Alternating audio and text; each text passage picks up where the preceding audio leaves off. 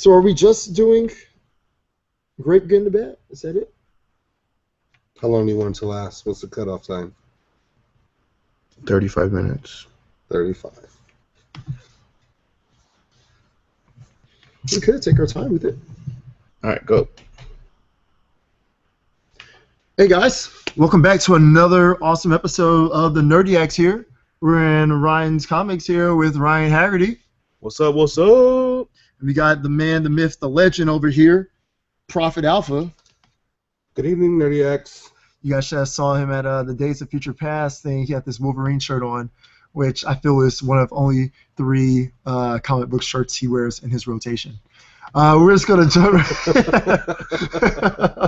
actually, he's got this really cool patriotic Captain America shirt today. It says "Support our troops with the shield." It's pretty cool. I haven't seen this one come out yet, so. I've got a couple of t-shirts. I got a couple.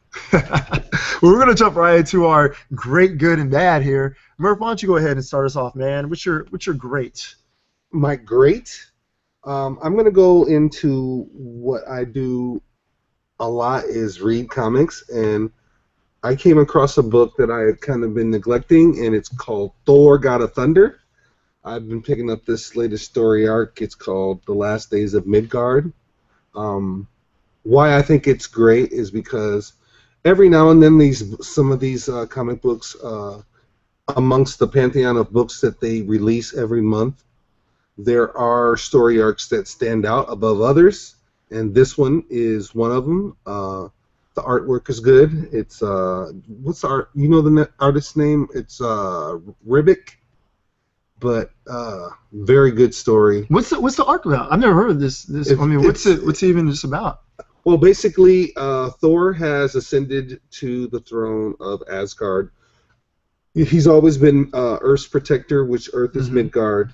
Due to pollution. And just, using up natural resources in this future Midgard, everything is gone. And Thor, as the god of Asgard, is walking, and he's just admiring or remembering his past adventures on Earth. And suddenly Galactus appears. What? And everything's already dead on Earth, and he's like, I'm hungry. Oh, man. I'm going to take this planet, which belongs to me now. So, from hints, they begin to fight. What? Like he just shows up like that? Yeah, because Earth is already dead. So where's everybody on Earth, though? I mean, like... They're done. They're gone. Through pollution and use of natural resources. Reed Richards couldn't have found a way to stop that? No, there's no Reed Richards. It's just Thor and his daughters walking amongst the desert of what was once Earth. And Galactus is there to eat it. And story right now. There are 3 issues into the story arc, so it's a kind of a new story arc under the new Marvel now, under Marvel. So you can pick them up here at Ryan's or any comic store that you. Why have you not told me about this? Well, I just started reading it, so. I feel like you're just holding out. No. I just thought we were friends. I thought we had a bond. Ryan, what about you, man? What's your great? My great was or is Watch Dogs, the new video game out for PS3, PS4, highly anticipated, and PC. The reason why I love it so much is I'm a big GTA fan. I like the open world games. Wasn't a fan of the Batman series. I just felt it was a little repetitive as far as the fighting goes, but I think that goes more of a preference on how you want to actually game. And on this one, every mission, which I like, is, there's 2 or 3 different ways you can finish the mission, and you don't have to do it the same way. There's no set way that says, hey, you have to kill everybody, or hey, you have to hack. So if you don't know what the game is, basically, you're in the near future, and you're in Chicago, and the whole world or the whole city has cameras linked up to everything, and you're a hacker going around hacking stuff, and you can hack cameras, and once you've hacked the camera and you're looking through a camera, you can hack another camera that's in the field of vision, and then once you hack that camera, you can be in the field of vision of that camera, and then hack someone's cell phone and listen to their conversation, get an access code to the bank. There's a lot of things you can do with the game. As and in GTA, the thing that I don't like is that you commit one small little crime and the whole police force is after you, you know. And it sucks because you'll just try to drive around and next thing you know, you barely tap a cop car and you have 2 stars and the whole freaking everyone's after you. So for me, when in this one it's not like that. You really have to do work before the cops are showed up. And the cool thing is, like in this one, if you steal a car, it's something they have to call the cops, like in real life. But you can knock the phone out of their hand or hack their phone, and they can't make that phone call. So you're scot free, which makes sense because that's what would happen in real life. If you try to call the cops and someone stole your phone, you'd be SOL. So they add realistic things to it, which I like. And the other thing that I like about it is I really hope. The reason why it's my grade is I think this could be a great video game comic book. There's a really good story behind it already. I don't want to get too deep into it, but it's just a great story, and there's a lot of twists and turns, and they could just do a lot with hacking and tech and kind of expose that whole world in comic form. And I don't know of any mainstream comic that really has gone into, how much we're relying on technology, and this game really does, So basically, if this guy was here in real life, he'd be able to do whatever he wants and get whatever he wants, which is pretty cool. If you wanted to, one of the things they did on there, he got caught on purpose to go to jail just to break out of jail, right? So when he's in jail and they're like getting all this information, oh, you're so and so, and he's typing it in, and then as the guy's typing in, he's like hacking the computer and changed his name right on the spot, and so they had a fake name of his. But the silly part was he got caught and put in prison, but he still had a cell phone to hack things, so it was kind of weird.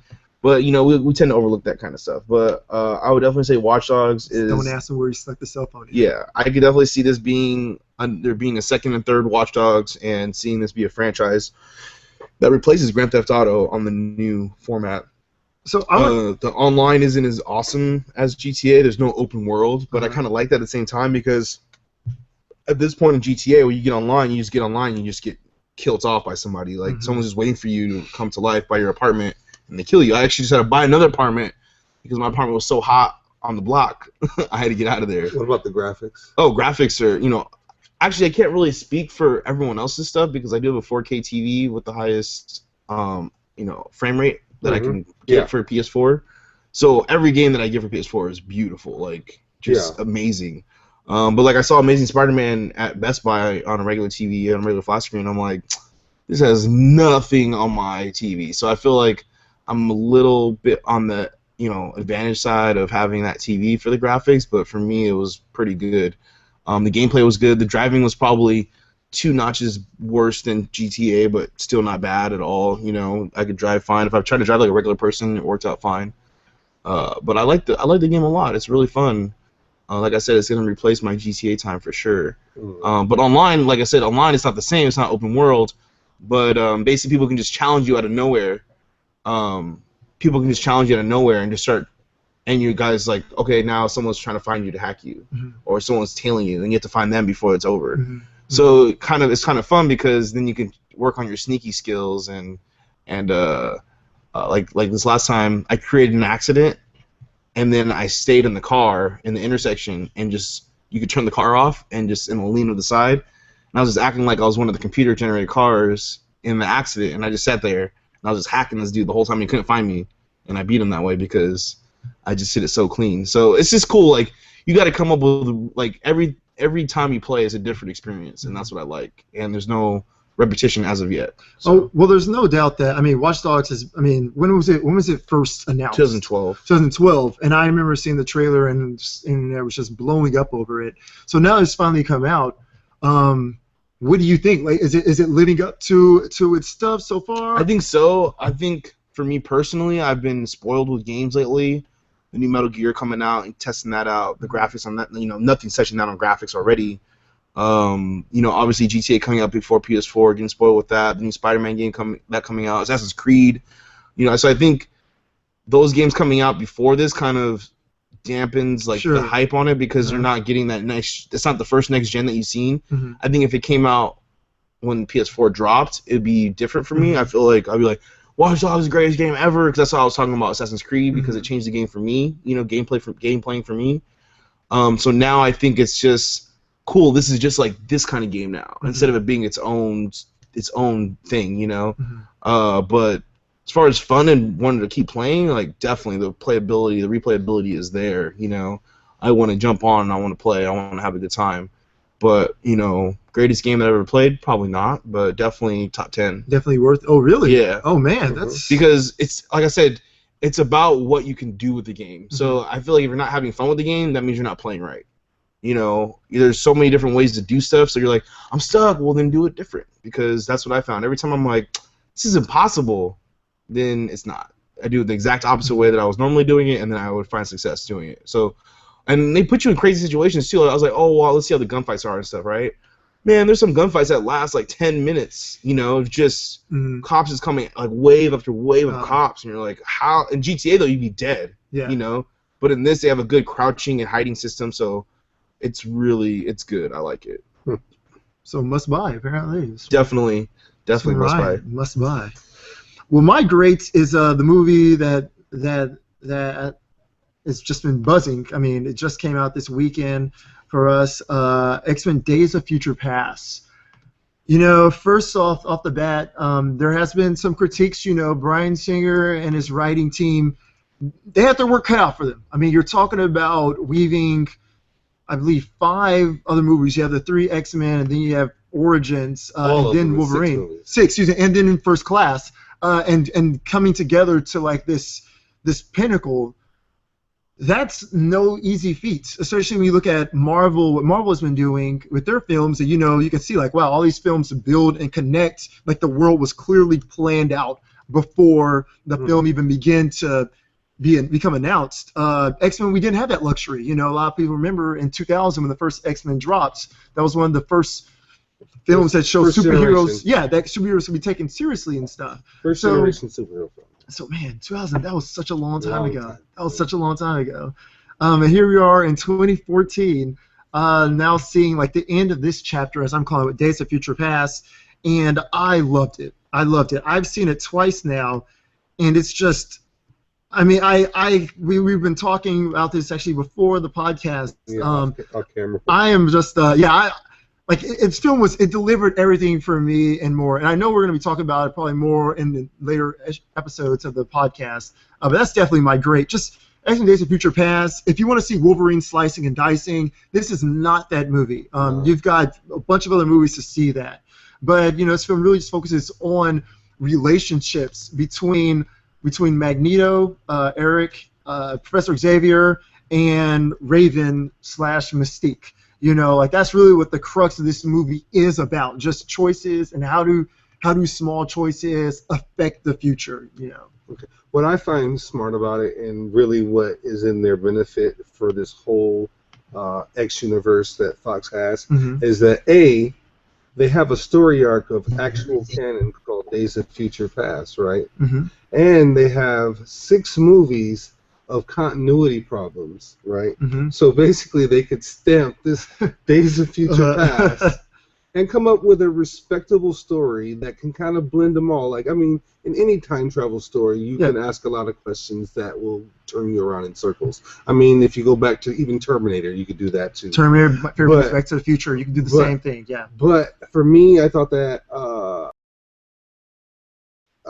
I primarily look at it as the Singer version of the X films, from X1, X2, X3, the Wolverine, Origins. And I didn't really see a lot of Origins in that movie. Okay. I really did not. Yeah. But I saw X1, X2, X3. There was a lot of flashbacks of those movies within Days of Future Past, and of course you had the First Class cast that was in it.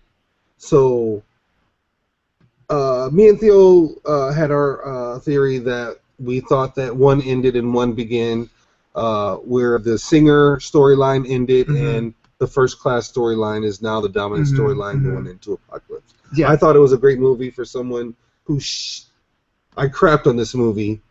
He did. I hope you guys go back and listen. Yeah, so he's been hating on it a lot. I retract. So that makes me feel very happy. So I thought this movie was great. And here's another thing I'm really excited about too, is that, you know, like now that this chapter's almost come to an end and we're going into Age of Apocalypse, which is the next one announced for 2016, now we can start seeing, you know, this kind of like I don't know almost how to say it, but just like this wide type of storytelling. Now these movies are going to be one-offs and then done. Now they're going to say, hey, look, we're going to be planning, for the next 3-4 movies and a couple of spin-offs. We already know Channing Tatum's involved for Gambit and stuff like that. I got another thing about that, but I'm going to save that for something later. Awesome. Just like I think you should see X-Men: Days of Future Past. I will say it's the first time I've seen a comic book movie actually just jump in to the movie itself without doing any like explanation. Like in Cap 2, we see like Captain America kind of being established again. If you hadn't seen him in a while, you're like, oh, this guy's Captain America. Even in the Superman, Man of Steel, obviously that was a reboot, but we're seeing these things established.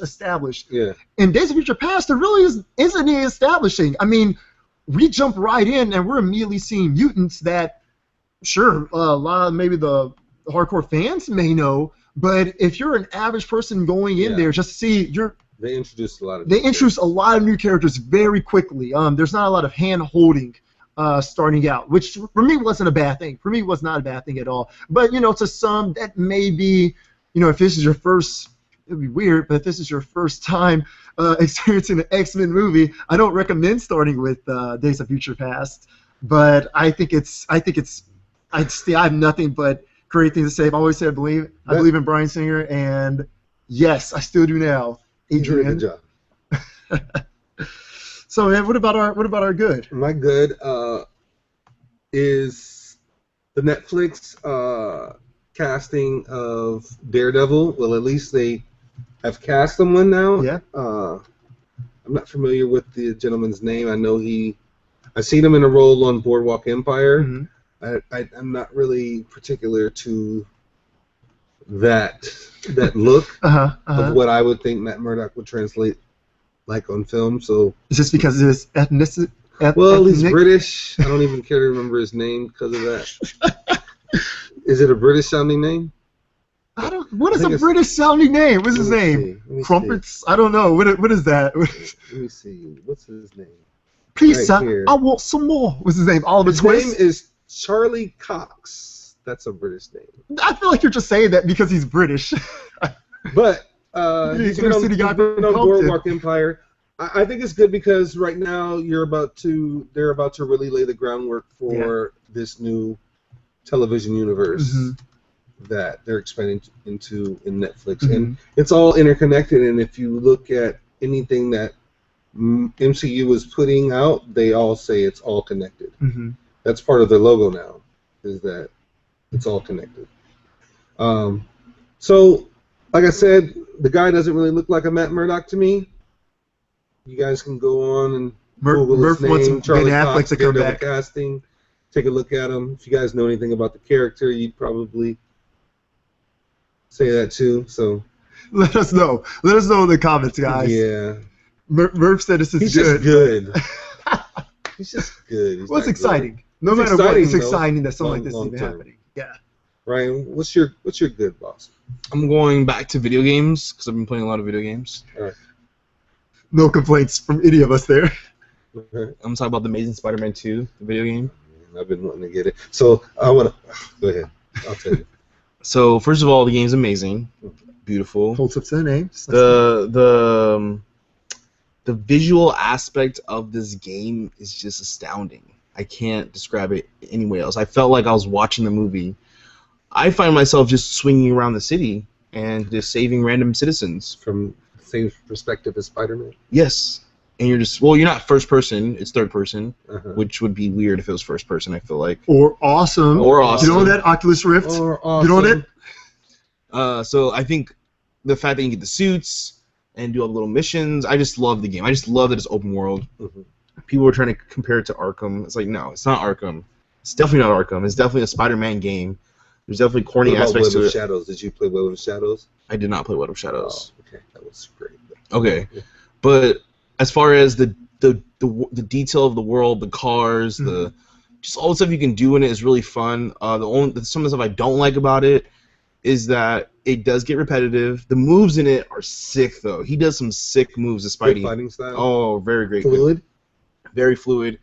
Oh, when you're dodging attacks, it looks so sick when he's dodging attacks, like just like stuff Spidey would do. But like I said, there's clunkiness to it.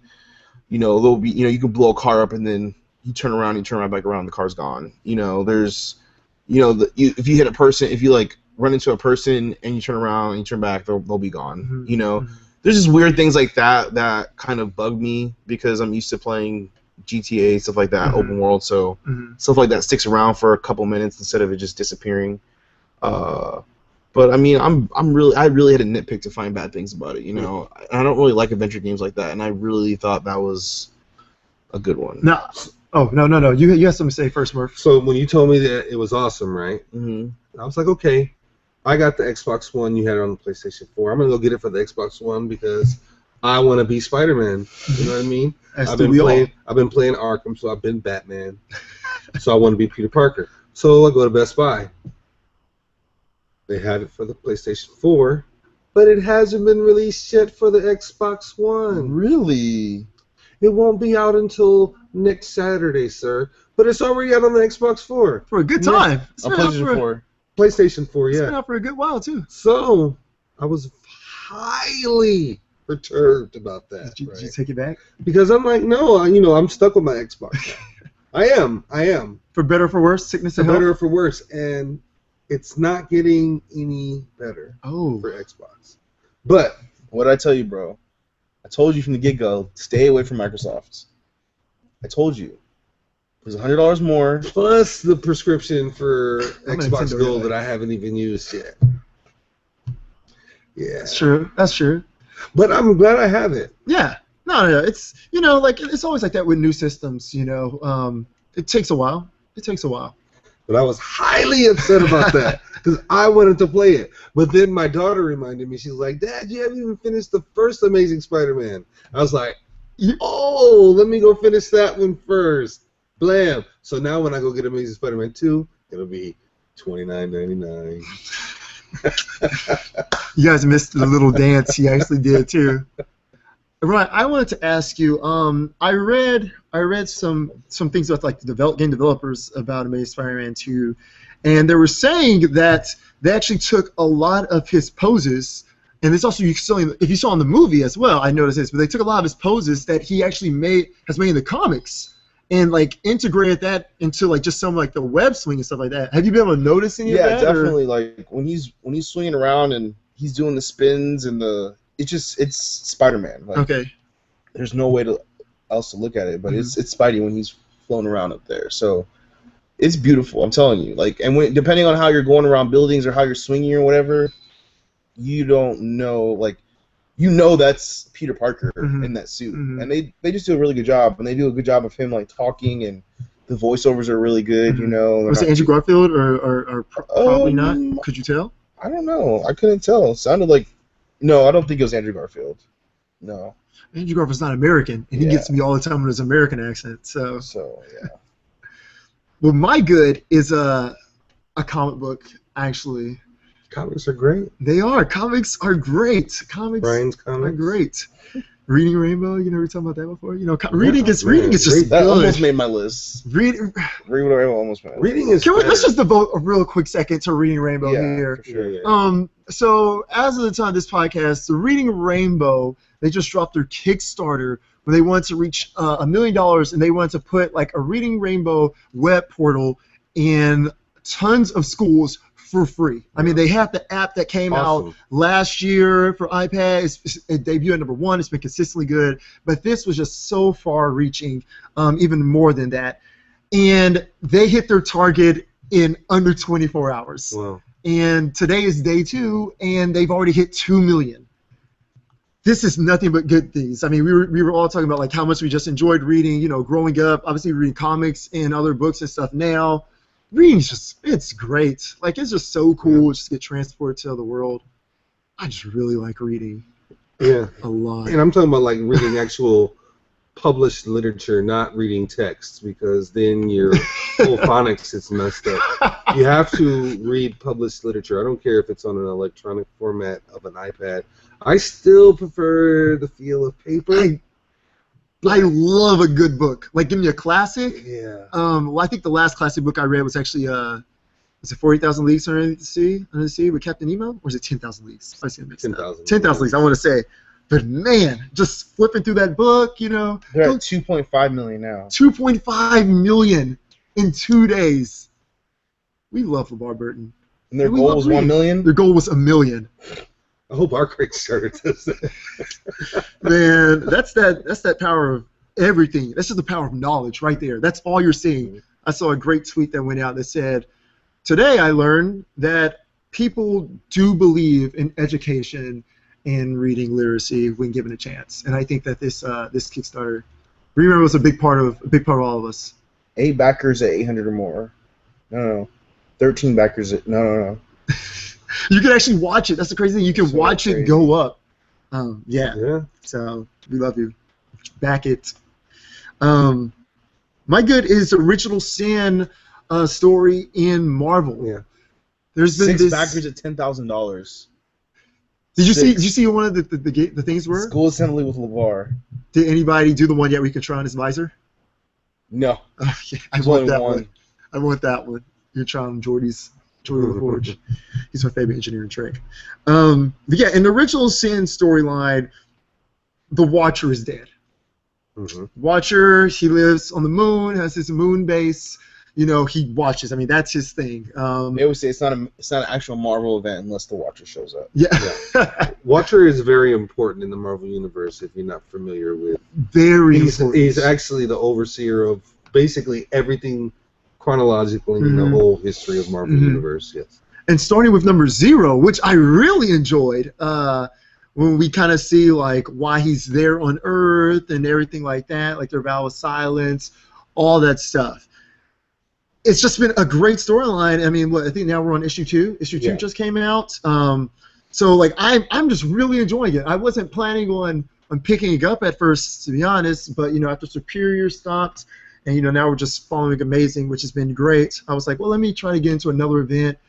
And Original Sin got me because I'm a sucker for any type of ad that starts with like a Bible verse or something like that. Like I feel like that just raises the stakes so much. Yeah. So I'm a sucker for your marketing when it comes to that. It is good. But it's really good, like really, really good. Adrian and I were just talking before, like he didn't notice that there was a character that I noticed in there. We were like, wait, well, how is this guy? Well, who is he? You know, and stuff like that. So I'm really excited for the next one. Definitely enjoying that. That's definitely my good. I just like how, like, when you read it, how the Watcher died. He was killed, and they, spoiler alert if you guys haven't read it, they take his eyes. And whoever has the eyes has, like, knowledge of, like... They haven't figured out how to use the eyes. They haven't figured out how to use it, but they're still endowed with a lot of freaking power. We're actually giving the eyeballs out at the shop. They're pretty cool. Yeah. I took bouncy two eyeballs. Yeah. Oh, man. I took 2 eyes, because... Of course. But, you know, yeah. But There's actually another eye coming out later. And like I think it's Original Sin number 5 or 6. And there's gonna be a second eye that's designed differently that's supposed to go along with the story. So I was like, so those are going to be collector's items then, huh? Possibly. They are bouncy balls. They're bouncy balls. Everyone likes to bounce. Everyone likes. But that's it is a cool thing to go back to the Watcher and to eliminate him from the equation. But now there's a race full of Watchers, and now I just read like in the Avengers storyline, Avengers 30 that just came out Wednesday, where there's this female that is congregating on the moon now, female Watchers. What do you think, Prophet Alpha? Even though you were wrong last time, What do you think the Original Sin is? Like the big one, the one that they're all keeping from everyone. Obviously, it was some mind wipe thing or memory thing. So, what do you think was the original sin that these characters? I can give you my first. Go ahead. Okay, so I think, and I know I'm going to be vague here, but I think that there was an event that happened that we all forgot about that was never written in the stories, that was never written in comics. Because the Thing showed up. I heard you guys talking about that earlier. The Thing showed up, but it was an alternate thing. So I'm thinking that the characters that we may know are not the real characters. I feel like these characters, something happened before, and Tony Stark or the Illuminati they used their alternate universe, and that's the universe that we're living in. Really? And that the universe that we're living in, I mean, what we've been reading, yeah, and everything that we've been seeing is a lie. and this is going to lead up to an ultimate relaunch of Marvel Comics next summer with Star Wars. And I think Star Wars is going to come in, and there's going to be some type of universe collision, and Star Wars is going to be in the Marvel U. That's the extreme part of my thing. Is that they're going to pretty deep. That was very deep, man. We started going. That's pretty deep. I actually saw that whole man play in my head as you were saying that. I was like stuck in it, and it was just like. So I think that's what's gonna happen with the Marvel U. I hadn't even thought of that. Man. That's awesome.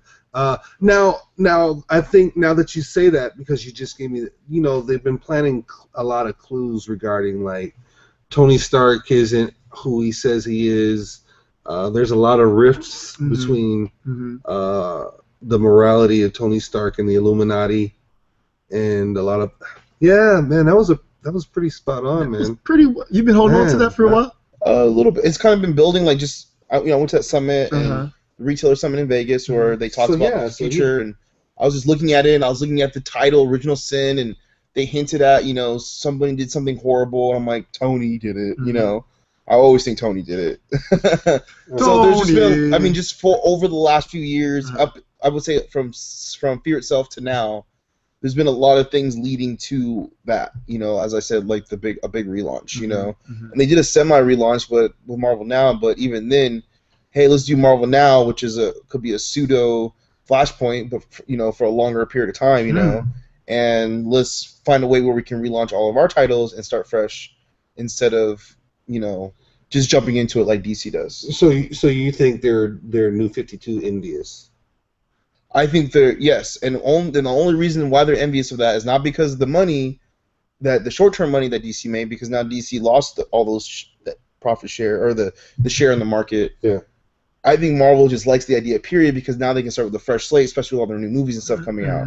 And they, it was just a good move by DC, and they're gonna get that big boost in sales and stay on top. So I think it was a good move by DC only because they're gonna stick with it.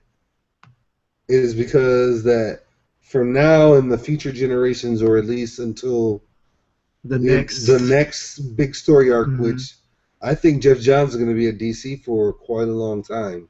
He's the man right now. He's the man right there. So that's at least 20 years. He'll be an old man. Him and Jim Lee are so embedded in DC, they'll be super old men before they leave. So if that's their universe, that's what they're sticking with. And so Marvel, I hope they don't do it. But it would be a great story. Man, he started talking Star Wars. It'd be a great story that led to it. Because Flashpoint was great, but the only thing that took away from me from Flashpoint was that it was a Flash story, and I really didn't follow the Flash. So it wasn't really in my mindset to follow a Flash story to recognize this. And I think they designed it that way too, because he will come in and have no idea what Flashpoint is. It's like that is literally what got you to read this, right? Yeah, that's because it is the beginning of the New 52. So, I don't know. I think Marvel has suffered a lot with the new Marvel Now, but there are some gems in there.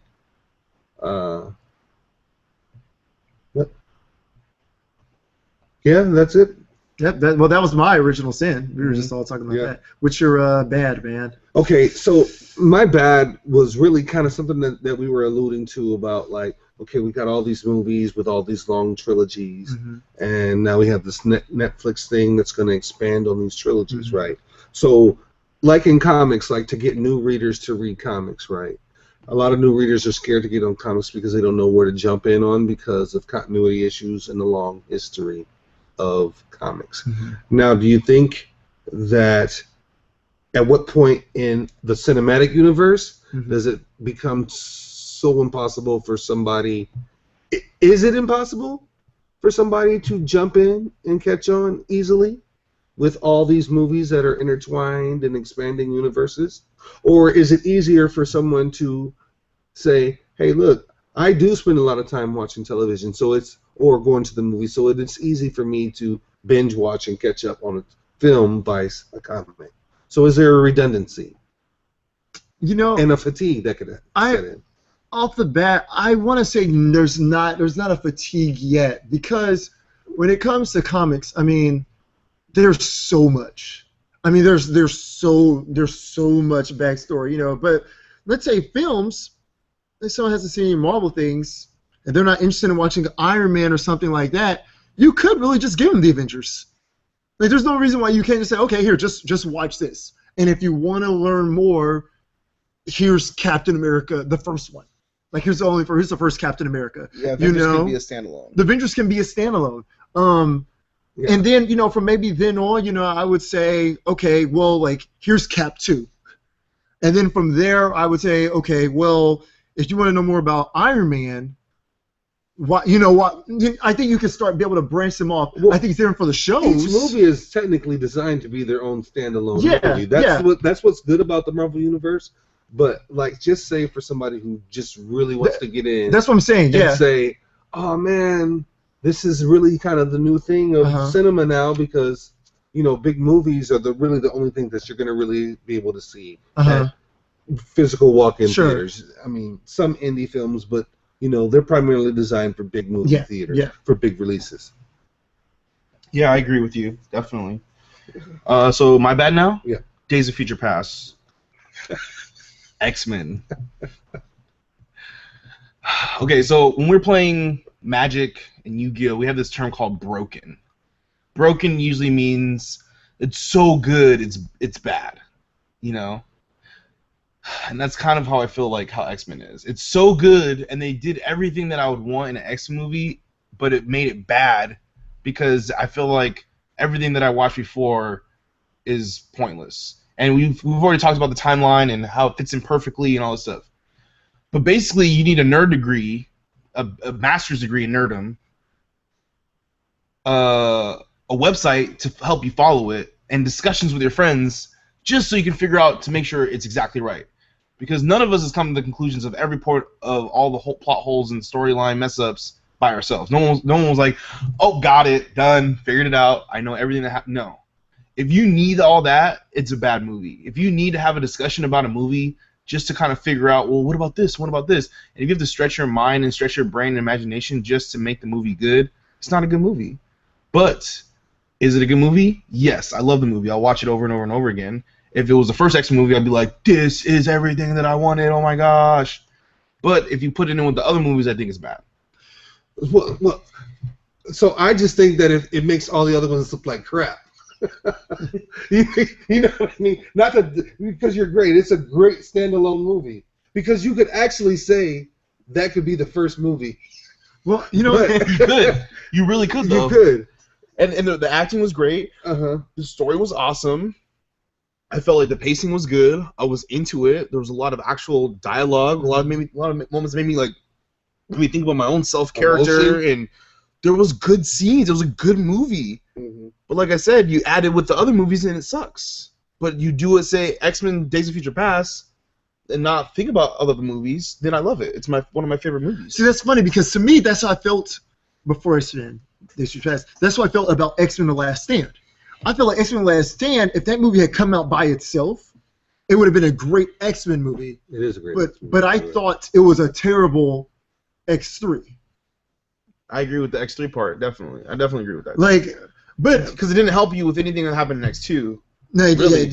X2 to me was like the one that messed it all up. Like, see, to me, that's I love X2. I mean, we were talking about this. X2 is boring. Okay, see, this is one where I'm very polite and listen to your opinions and just tell you guys are both flat out wrong. It's not a good. It was just a bad representation of the X-Men. I feel like. Well, I think I want to say something about what you were talking about. How you said that how the movies should explain, because I think it kind of actually piggybacks onto my bad, which is actually X-Men Days of Future Past. Ironically enough, because the bad things I thought about it was that kind of like what Ryan was saying. Nerds will understand. Oh, okay. Well, he probably got his claws back from this thing, or Professor Xavier got his body back from this thing, or whatnot. You know, we could kind of piece two and two together. But the fact that they didn't say it in the canon movie, like as in there wasn't like a little line of dialogue that says, "Oh, Wolverine, I gave you your claws back, whatever. Or good thing you had that clone lying around, Charles, or something like that. Even though I do think that it's in some deleted scenes that we'll probably see in the DVD that just didn't make it into the movie cut. I would have liked to see it. That's my bad. But going back on what you said before we wrap up, I'm curious, like other movies, like The Matrix, for instance. I know that was a movie that that invoked a lot of discussion. And a lot of those mind-twisting movies in general, they tend to invoke discussion like that. Does that make them bad to you just because you have to talk about it more? No, not necessarily, because like for example, Matrix 2, I was confused, but when he was in the room with I forgot the architect? The architect. I watched that scene. I don't know how. Like when it came on DVD, I watched the scene over and over and over again because all the answers were in his speech. You just had to listen very carefully, and all the answers weren't in the movie. They had to make you like yes, it was mind bending and made you think outside the box, but it gave you the basic structure in one scene of how the whole thing works, of the beginning to the end, and how the whole thing recycles, and that's how we know from this. That's how most of us know what's going on in the Matrix is from that scene because he explained it so very well. But yes, the first time I watched it, my mind was blown. I didn't know what he said. There's so many big words. It was going down, But I could go back and read, and I know that scene. I can't wait to watch that scene again for that moment. So I see what you're saying, but I just felt like my answers were given to me in the movie with X-Men or with the Matrix, and I feel like in this one the answers weren't given to me. Kitty Pryde having powers that no one's used to yet. Yeah. Yes, that may be a rendition of her in the comic. Yes, that may be an alternate storyline where she could do that. But as far as the regular moviegoer, if you're just looking at the we movie were never canon, introduced to Kitty Pryde's new powers of sending people back in time, their consciousness back in time to warn them. Like that wasn't like that, and that was the main part of the movie. That was the main plot driven, or that was that was the driving point of the plot. Yet we didn't get those answers. To add to that, and everything leading up to that movie, I was under the impression that it would have been Professor Xavier who had did that to Wolverine, because who's going to be able to send somebody's mind back is the master of the mind is Xavier. So when I found out that it was Kitty Pryde, I was taken aback of that new power set that she had. And the funny thing is, because what both of you guys are saying, that's actually, that ties into like what I said in My Good. This movie, it doesn't hold your hand at all walking in it. Like, you have to know your characters. You have to. So you're especially right. like Bishop showing up, no explanation who Bishop I actually don't even think they actually say his name, do they? I don't think they do. Do they say it like maybe like once, like a They said it a couple of times. But the funny thing is that even leading up to all this stuff, the announcement that we were like, oh man, this guy with the M on his forehead, that's on his eye, that's Bishop. He had been the previous time traveler before Logan stepped in. But if you it had always been him. But if you have only known X-Men from the movies, only from the movies, you're gonna be like, wait, who or what? And I could see how that would be confusing and stuff like that. Like I said, I think that as for me, obviously we all know the story of X-Men in its comics or 90s cartoon or movie renditions or whatever. So I don't think it was too far of a stretch for any of us. I can't see how people say, hey, they didn't explain this in the movie. I would have liked to see at least some type of line or something like that. I'm hoping when the DVD does come out, there'll be some more explanations or something, that maybe just got left on the cutting room floor and stuff like that. But yeah, I feel like you still made valid points. Both of you guys made valid points against Days of Future Past. So it's just... All right, well, we're gonna go see Maleficent now, the movie. We're already late, so we gotta rush over there. Thank you guys again for listening in. We're going to try to do some more live streaming in the future, promote the time and everything, so everyone can jump on at the right time. So for now, I am Ryan from Ryan's Comics. I'm Adrian Murphy, Prophet Alpha. And I'm Theo Brown. Just Theo. Just Theo.